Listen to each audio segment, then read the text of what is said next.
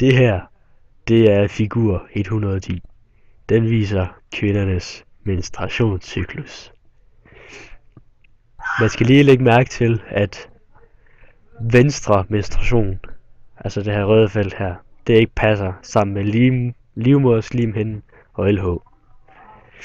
I starten af menstruationen der ligger livmoderslimhinden i den lave ende, altså den er sådan tyndhætte. Så begynder den at stige, og sammen med den stiger østrogen og LH og FSH. Når så når op på midterpunktet her, så falder de tre der. Og så er det progesteron og temperaturen, de to de tager over.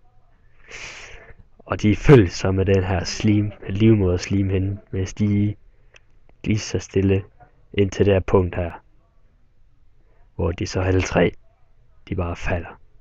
Og det sker, når ægløsning, den er sket, og den er kommet et stykke ind, hvor den er begyndt at danne de gule legemer. Så her. Og det sker, hvis du ikke er blevet befrugtet. Noget, som man kan bruge det her til, det er planlægning af sex.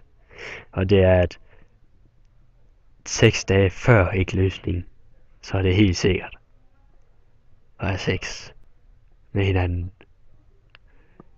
God tur.